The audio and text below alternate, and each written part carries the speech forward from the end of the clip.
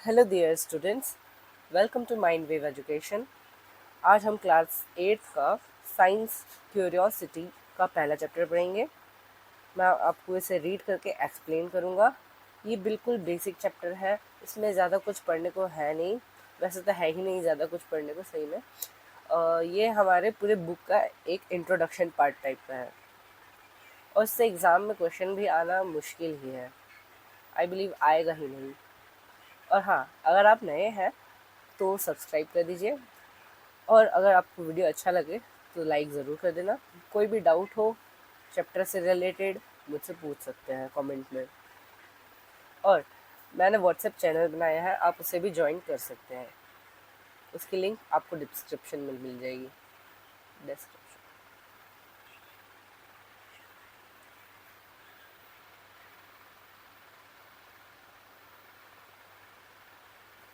Exploring the investigative world of science, chapter 1, probes and ponders. Dear young scientist, welcome back. On the first page of each chapter, you'll find a set of questions. स्वागत है आपका फिर से। हर एक chapter के पहले page पे आपको क्वेश्चन के कुछ सेट मिलेंगे। These are not meant for any exam. ये किसी एग्ज़ाम के लिए नहीं है questions. They are unique invitations to spark your curiosity to explore the world of science. ये बस आपके लिए एक इनविटेशन है ताकि आपकी साइंस की दुनिया जो है उससे रिलेटेड क्यूरियोसिटी बढ़ सके। वह यहाँ पे दो क्वेश्चन भी दिए गए हैं एग्जाम्पल के तौर पे कि कैसे कैसे क्वेश्चन आ सकते हैं। Why is one side of पूरी thinner than the other? आप खुद सोच के देखिए कि पूरी जो है जब हम उसे तेल में फ्राई करते हैं और खाने लगते हैं तो आपने नोटिस किया होगा एक साइड उसका जब वो फूल जाता है तो एक साइड उसकी पतली होती है, एक साइड मोटी होती है। तो वो एक साइड मोटी एक साइड पतली क्यों होती है?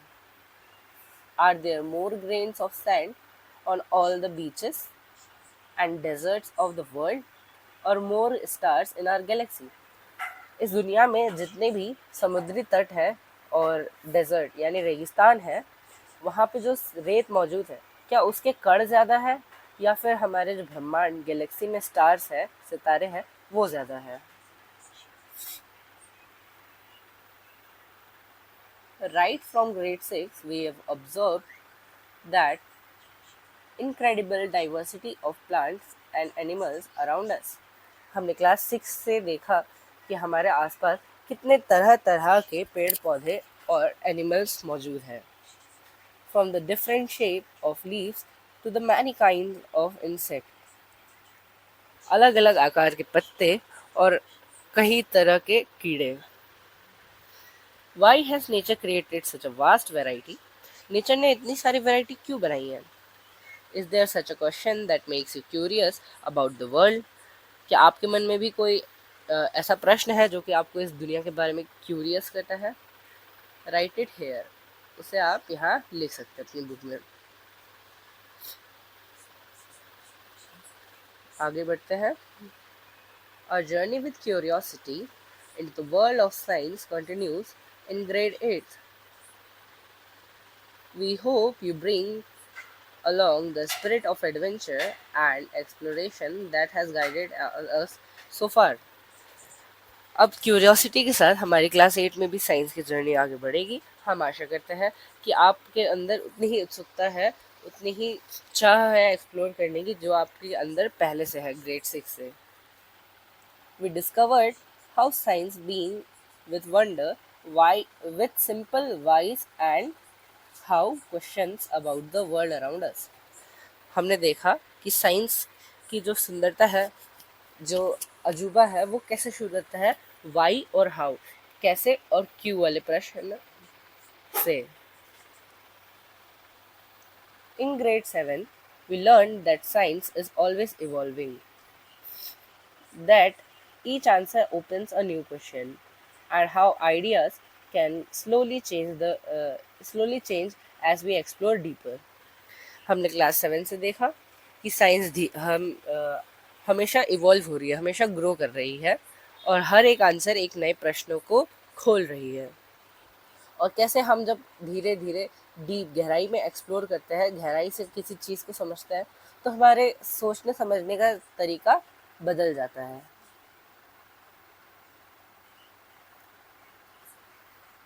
Now in grade 8 we take next step.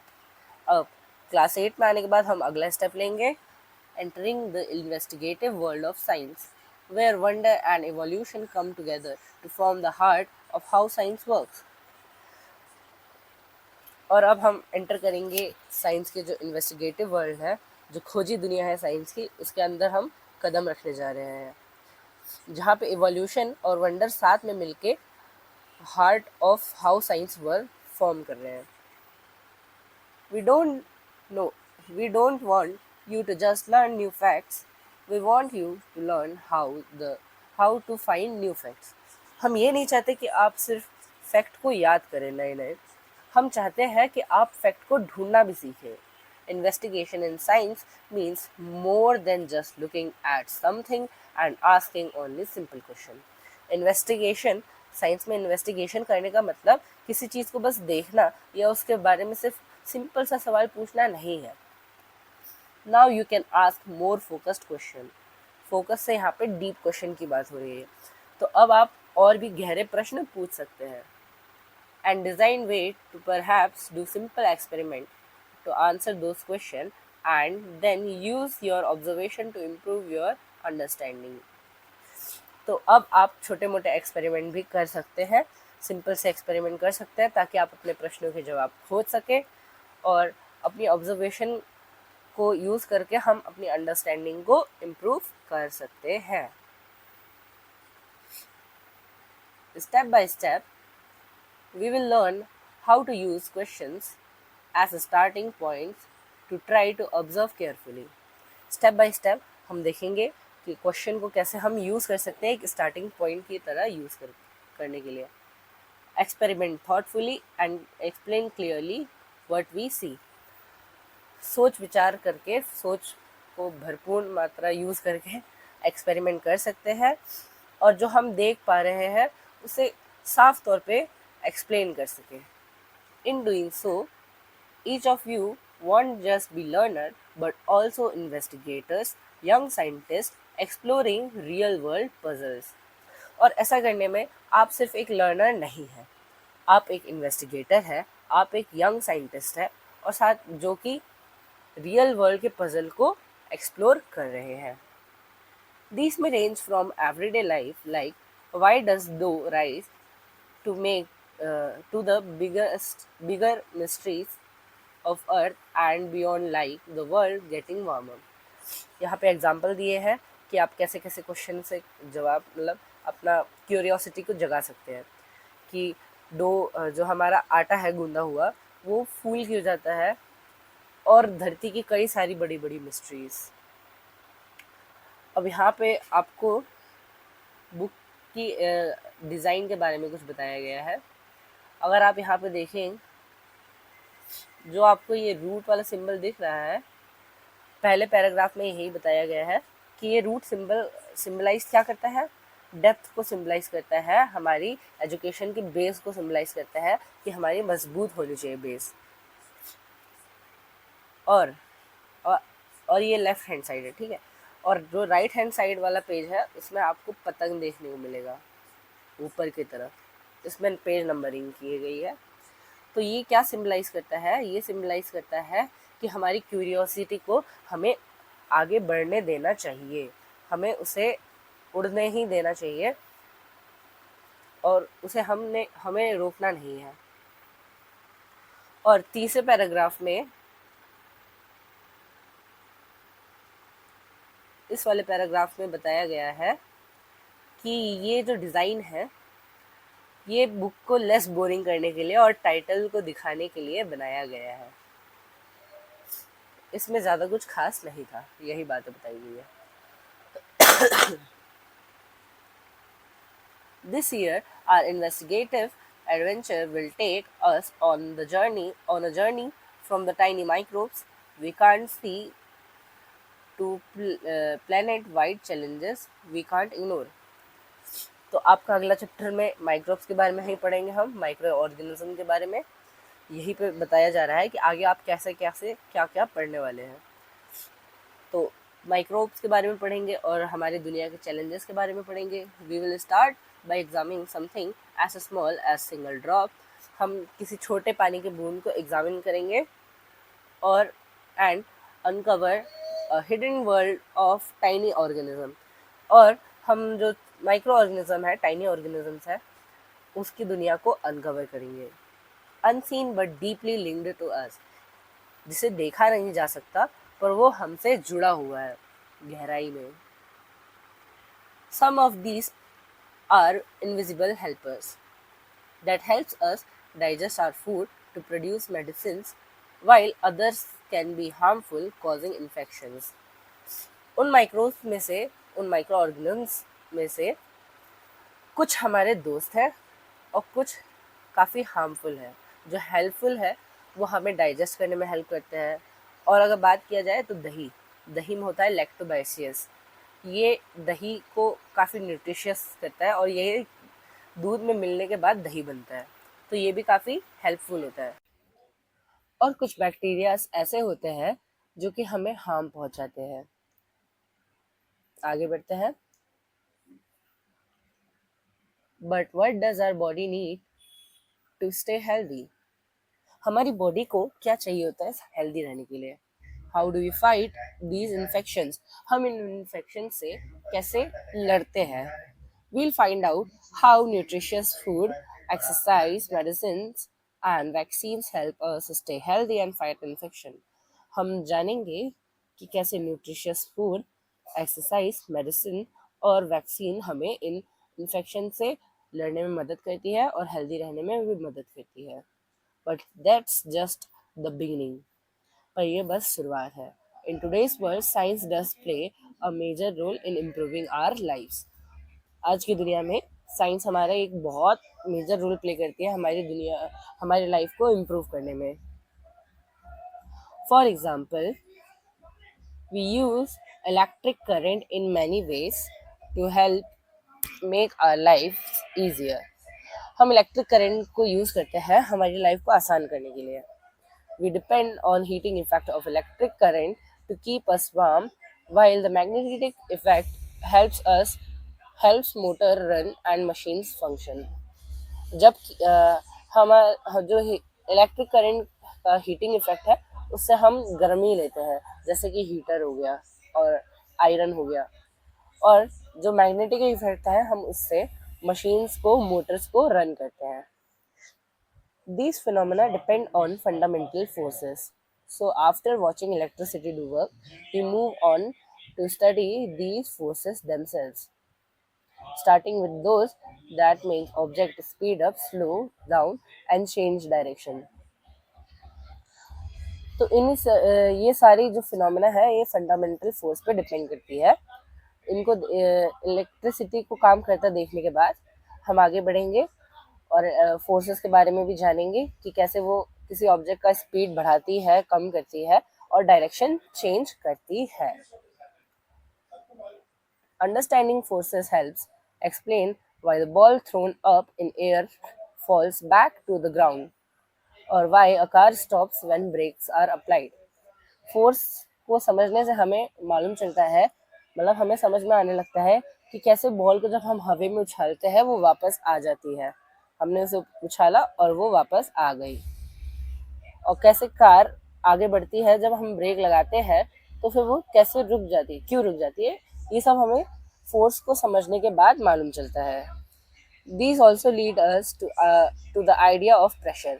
ये आइडिया देता है प्रेशर का। How the force is distributed over an object, कि कैसे फोर्स हर एक मतलब ऑब्जेक्ट के ऊपर डिस्ट्रीब्यूट हुआ है। The same concept of force and pressure also decide how air moves. और यही कॉन्सेप्ट ये भी डिसाइड करता है कि एयर कैसे मूव करती है। A small difference in pressure can result in a gentle breeze, while a strong pressure differences can lead to strong winds and sometimes even cyclone. तो छोटी सी प्रेशर डिफरेंस से एक जेंटल ब्रीज आ सकती है और बहुत स्ट्रॉन्ग प्रेशर से बहुत तेज हवा तूफान आ सकता है, साइक्लोन्स तक आ सकते हैं।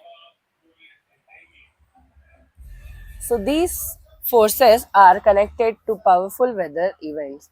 ये जो forces है ये powerful weather events से भी जुड़े हुए हैं, like storms and cyclones. तूफान बवंडर से भी जुड़े हुए हैं. That affect our life, daily life, agriculture and even our safety. जो कि हमारी daily lives को, agriculture को और हमारी safety को भी affect करते हैं. To truly understand how air can exert pressure or why water boils at a certain temperature, we need to zoom into these materials.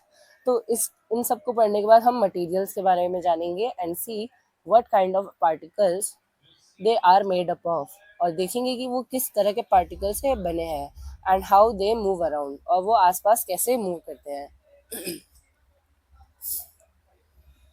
To truly understand, everything around us is made up of tiny particle. हमारे आसपास जितनी भी चीज़ें हैं, अगर आपके नज़रों में पेन है, यहाँ तक कि आपके सामने जो फ़ोन है, टीवी है, वो भी पार्टिकल से बने हुए हैं. In materials that are solid, these particle cannot move much.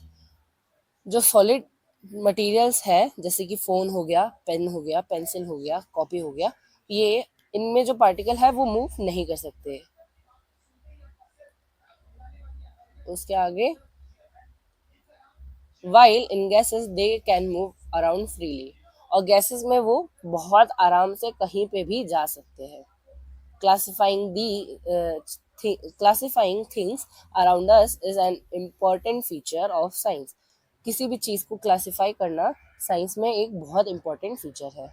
we can also purify we can also classify material around us into elements, pure substance, compounds, two or more elements bounded together, and mixture combination that can be separated physically.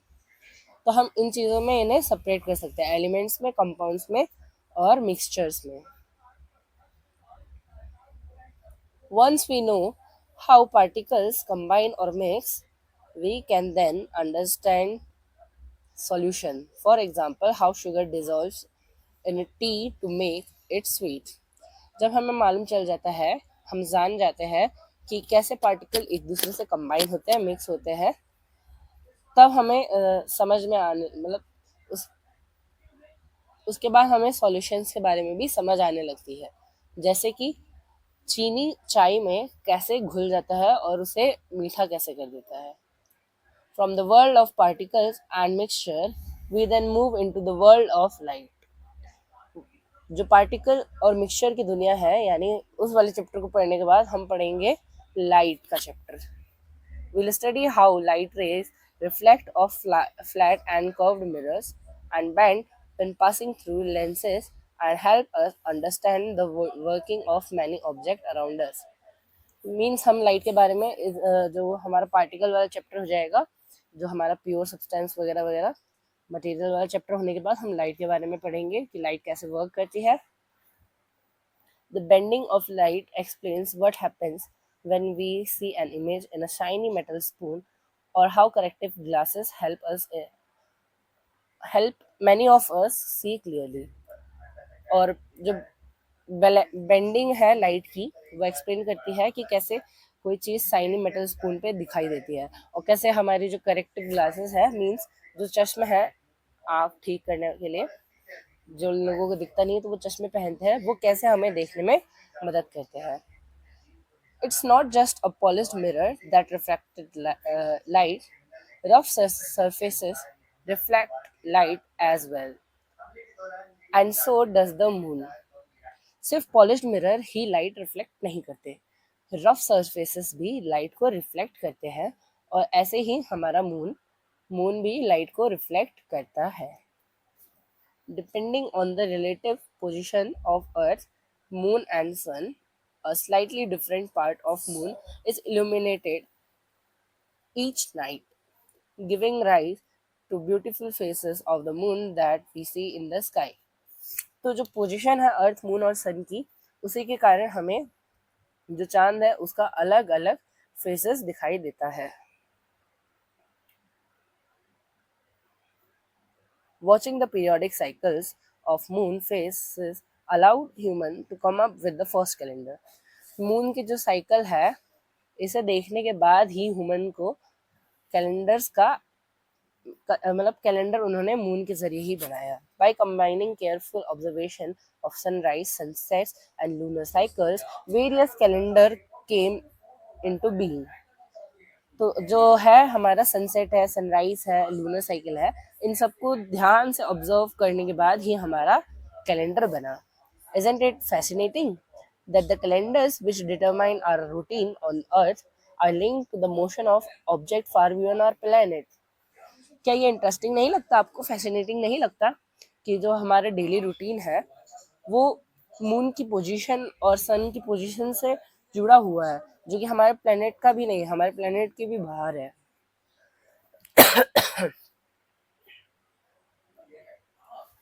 But it's not just calendar or the movement of sun and moon that are linked. ये सिर्फ सन और moon के movement से ही नहीं जुड़ा है. Right here on Earth, there are marvelous and complex pattern of relationship between living organism and their environment. Every living being, from tiniest insect to the largest whale, from blades of grasses to tall trees, depend on or respond to the air, water, sunlight, and other organisms around them, forming the ecosystem that support life in our planet. तो इस दुनिया में जितनी भी चीज़ें हैं वो सब इम्पोर्टेंट है, एक दूसरे से जुड़ी हुई है. चाहे वो घास की जो ब्लेड है वो हो जाए, या लंबी लंबी पेड़ हो जाए, छोटे छोटे इंसेक्ट हो जाए या वेल हो जाए, सब आपस में जुड़े हुए हैं. हवा, पानी, धूप की रोशनी, सब आपस में जुड़े हुए हैं और ये सब मिलके एक इकोसिस्टम को फॉर्म करते हैं. In the final chapter of this book, we can put it all together and try to understand what makes Earth just right for life and, and to recognize the urgent challenges that our faces, planet now faces.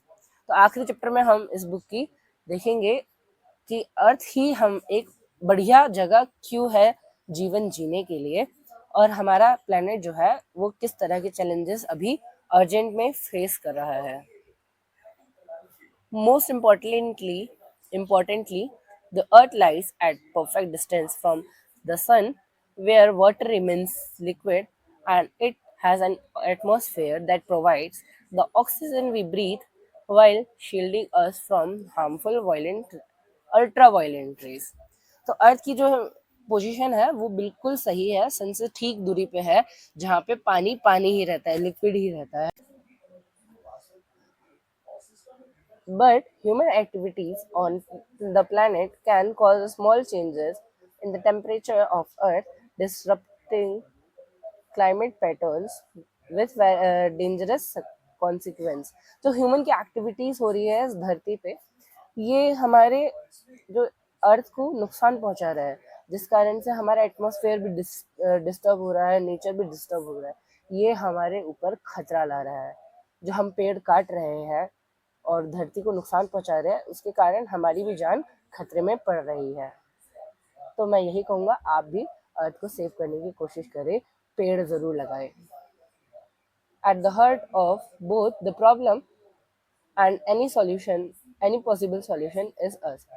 जो problem भी है और जो इसका solution भी है possible, वो हम ही है. We are the ones influencing earth climate. हम ही हैं जो अर्थ के क्लाइमेट को इन्फ्लुएंस कर रहे हैं, कंट्रोल कर रहे हैं. But we are also the ones who can and must use science to understand these changes and guide our action. और हम ही हैं, और हमें करना भी चाहिए. हम मतलब और हम ही हैं जो कर सकते हैं और करना चाहिए. साइंस की मदद लेकर समझना चाहिए कि क्या क्या चेंजेस हम मतलब चेंजेस क्या क्या कर सकते हैं और हमें अपने एक्शन को सुधारना चाहिए. The same scientific principles that we have guided our journey through the middle stages, observing, measuring, experimenting, will be key in helping us protect and delicate balance on which life depends. तो यही सब सिद्धांत है, principles है, जो कि हमने आपको मिडिल स्टेज में जो आपकी जर्नी है उसमें दिया. ऑब्जर्विंग, मेजरिंग और एक्सपेरिमेंटिंग, ये सब की पॉइंट्स है जो कि हेल्प करेंगे हमें प्रोटेक्ट करने और बैलेंस करने लाइफ में। The challenges ahead won't always be easy, जो आगे चैलेंजेस आएंगे वो आसान नहीं होगा। We hope some of you will try to solve these difficult problem with curiosity as your guide. हमें आशा है कि आप जितनी भी प्रॉब्लम है, डिफिकल्टीज है, आप उसे क्यूरियोसिटी को अपने गाइड के तौर पे लेके सॉल्व करने की ट्राई करेंगे। नेक्स्ट पेज पे बढ़ेंगे। To help you think like a scientist, let us go back to to a question we asked on first page. Why is one side of puri thinner than the other? तो आपको scientist की तरह सोचने देने के लिए हम पहले क्वेश्चन में वापस जाएंगे, जो पहले पेज पे क्वेश्चन था ना कि पूरी पतली क्यों है एक साइड से और एक साइड से मोटी क्यों है, उसी पे वापस आते हैं। Firstly remember that science is everywhere. पहली चीज याद रखिए, साइंस हर जगह है। You don't need a fancy laboratory to do simple experiments. Even your kitchen at home is a wonderful place to observe and ask questions. आपको कोई fancy एकदम खास लेबोरेटरी की कोई ज़रूरत नहीं है छोटे से एक्सपेरिमेंट करने के लिए, सिंपल से एक्सपेरिमेंट्स के लिए। आपका किचन भी एक बहुत अच्छा जगह है आपके घर में ऑब्जर्व करने के लिए और क्वेश्चंस पूछने के लिए। All you need is to start with curiosity, careful observation and asking what happen if। आपको जो भी चाहिए वो सिंपली क्यूरियोसिटी है। क्यूरियोसिटी के साथ आपको स्टार्ट करना है, ऑब्जर्वेशन करना है, ऑब्जर्व करना है केयरफुली और पूछना है क्या होगा अगर। Have you noticed how a पूरी और a bhatura puffs up when placed into hot oil? तो क्या आपने कभी देखा है जब पूरी को और भटूरे को हम तेल पे डालते हैं गरम गरम तो फूल जाती है? और हाउ अ फुल्का swells when put directly on the flame, और कैसे फुल्का फूल जाता है जब हम डायरेक्टली उसको फ्लेम में डाल देते हैं। why does it puffs up like a balloon? वो एक बैलून की तरह क्यों फूल जाता है? and why is one side thinner than the other? और उसकी एक साइड दूसरी साइड से पतली क्यों है? these are questions a scientist might ask। ये कुछ क्वेश्चन है जो साइंटिस्ट पूछ सकते हैं। and you can too, और आप भी। Let's see how we can investigate this simple everyday phenomenon like a scientist would। चलिए देखते हैं कि हम कैसे इन्वेस्टिगेट कर सकते हैं इस सिंपल से फिनोमिनन को साइंटिस्ट की तरह। First we will try to ask a scientific question. पहले हम एक साइंटिफिक क्वेश्चन पूछने की ट्राई करेंगे। what are the different things that may change the way of puri puffs up when fried? ऐसे कौन से तरीके हैं जो पूरी के पफ होने के तरीके को बदल सकते हैं, यानी पूरी के फूलेगा जब तो वो थोड़ा चेंजेस ला सकते हैं। To answer this we may want to do some simple experiment. इसको आंसर करने के लिए हम बस सिंपल सा एक्सपेरिमेंट करना चाहेंगे। For that we try and find out two main things. इसके लिए हम दो मेन चीज को ध्यान में रखेंगे।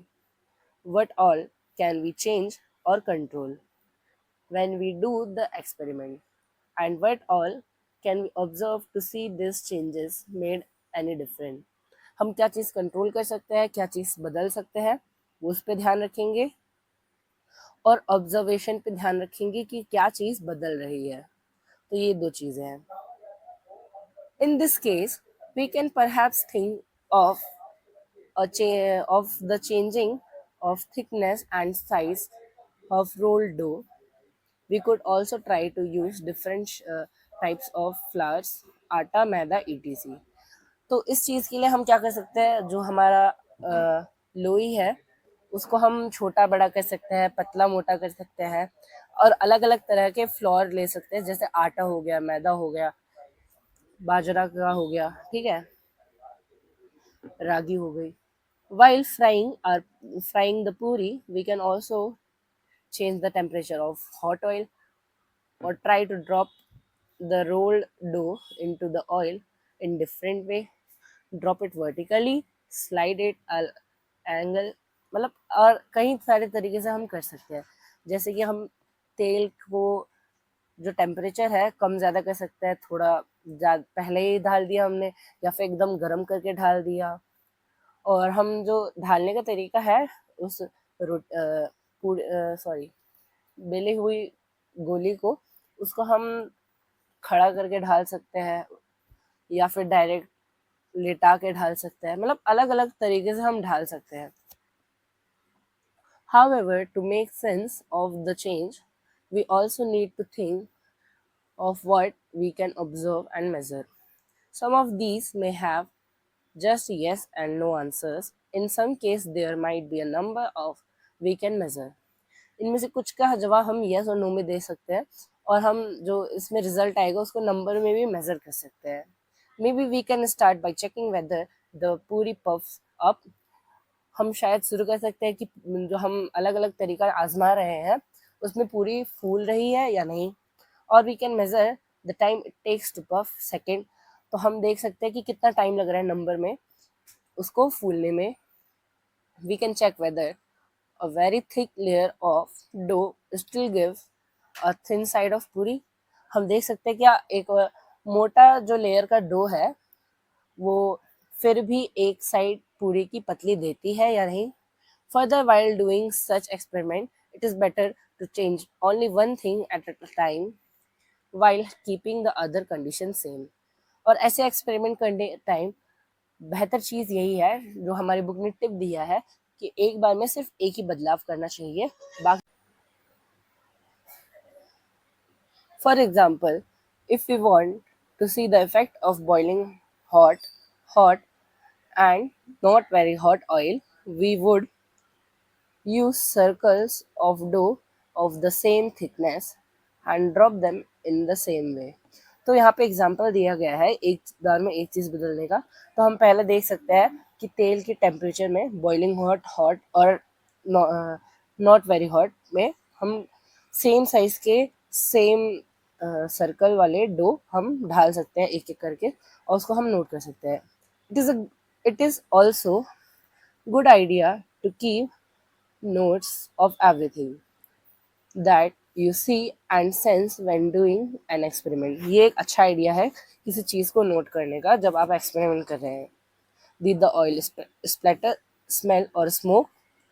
And after doing one round of experiments, you may think of more questions। क्या तेल स्मेल किया, स्मोक किया, स्प्लैटर किया?